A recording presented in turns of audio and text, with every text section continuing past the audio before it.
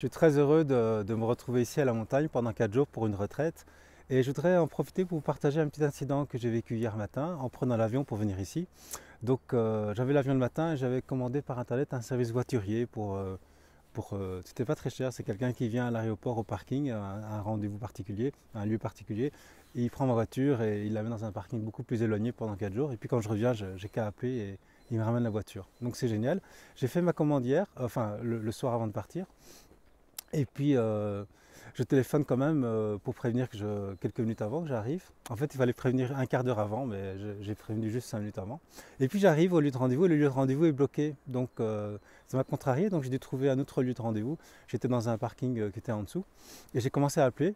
Et la personne, quand j'ai appelé, quelques minutes avant, j'arrivais pas à avoir le numéro. Donc là, j'ai rappelé quelques minutes après, j'étais dans le parking et j'ai expliqué à la personne que je n'arrivais pas à la joindre et que maintenant je voyais personne, le lieu n'était pas correct, il était bloqué. Et donc j'étais un petit peu stressé parce que j'avais peur d'arriver en retard à cause de tout ça. Et je me demandais où était la personne pour prendre ma voiture. Et la personne au téléphone me dit bah, mais elle n'est pas encore partie, il fallait téléphoner avant, donc elle va partir maintenant. Je dis oui, mais dans combien de temps elle va arriver parce que j'ai un avion à prendre? Dans un quart d'heure. Mais un quart d'heure, ça ne m'arrangeait pas du tout parce que je me dis à un quart d'heure près, je risque de rater l'avion. Alors elle dit, elle va faire de son mieux, elle va se dépêcher. Alors bon, j'insiste pour dire que c'est vraiment très important, j'ai besoin d'être sûr qu'elle va arriver. Et je pense que j'insiste beaucoup et donc c'est pas très agréable pour la personne. Et puis j'attends. Donc elle dit qu'elle va arriver dans quelques minutes. 5-10 minutes. J'attends 5 minutes. Et après 5 minutes, je suis très impatient. Donc je rappelle pour être sûr qu'elle a bien noté que c'est le rendez-vous à changer puisque le lieu initial était bloqué. Et donc vous voyez, j'insiste. Et dans mon ton de voix, je vais être assez impatient, certainement. Parce que j'avais vraiment peur de rater cet avion. Et je lui explique tout ça. Et je reste quand même très courtois, mais je lui explique avec un ton de voix plutôt insistant que j'ai vraiment besoin de savoir quand elle va arriver. Si elle va bien arriver dans les 10 minutes qui suivent. Les personnes m'assurent que oui. Et puis j'attends, 10 minutes passent. 12 minutes, toujours personne. Je commence vraiment à m'inquiéter. Je me dis, il faut peut-être que je laisse les clés cachées quelque part sous les pneus de la voiture pour prendre mon avion à temps. Et donc je fais tout ça. Et quand je la rappelle donc, et quand je la rappelle, de nouveau, échange de voix assez tendu, j'explique, elle me dit, monsieur, ça ne sert à rien de rappeler, la personne arrive, elle est en cours. Là, d'ailleurs, je viens de la voir au téléphone, elle est en train d'arriver à l'aéroport. Je dis, ok, super, j'attends. 5 minutes passent, toujours personne. Alors je rappelle une troisième fois et vous voyez le genre, donc je suis en train de nouveau d'insister. Elle me dit oui, oui, elle prend l'ascenseur. Ok, donc j'attends. De nouveau, quelques minutes passent et l'ascenseur n'était pas loin. Donc je dis mais il n'y a toujours personne, c'est bizarre. Je rappelle une quatrième fois. Et là, j'insiste vraiment fort et je lui explique que c'est vraiment pas normal, et que j'avais commandé la veille, enfin, etc., etc. Tout ça pour dire que finalement, la personne arrive, finalement, quelques minutes après, et j'ai pu prendre mon avion. Et ce qui est intéressant là-dedans, c'est pas tout ça, c'est des choses comme ça nous arrive tous les jours, mais c'est surtout le fait que quand j'étais dans l'aéroport, j'étais plus calme. J'ai rappelé la personne, je l'ai rappelé et je lui ai dit écoutez, voilà, on s'est appelé plusieurs fois ce matin, vous vous souvenez? Elle me dit oui, bien sûr. Elle ne pouvait pas m'oublier. Et je me suis excusé. Je me suis excusé de mon ton de voix qui est de mon attitude un peu insistante. Et je me suis excusé, la personne était étonnée, je pense, elle m'a dit ah, merci beaucoup, non, non, mais il n'y a pas de problème.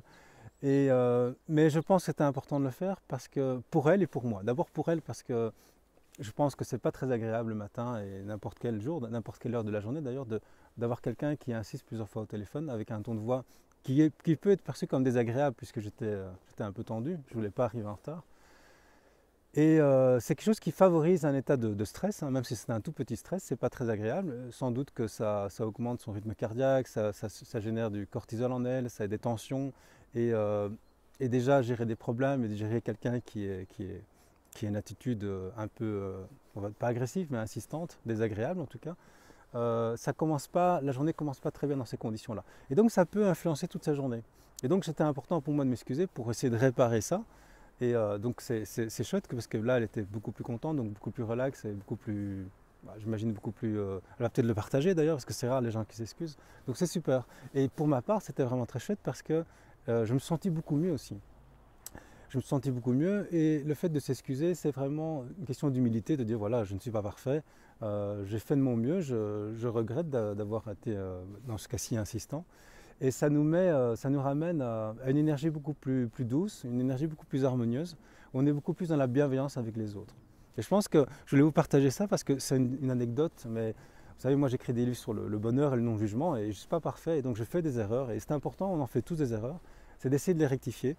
Parce que chaque geste qu'on fait, chaque mot qu'on dit, chaque attitude, chaque ton de voix qu'on va avoir a une influence. Hein, comme vous savez, en communication, les mots ont beaucoup d'influence, mais les mots, c'est 7% dans l'influence qu'on a. Il y a le ton de voix, c'est 38%, et puis il y a le non-verbal, c'est 55%.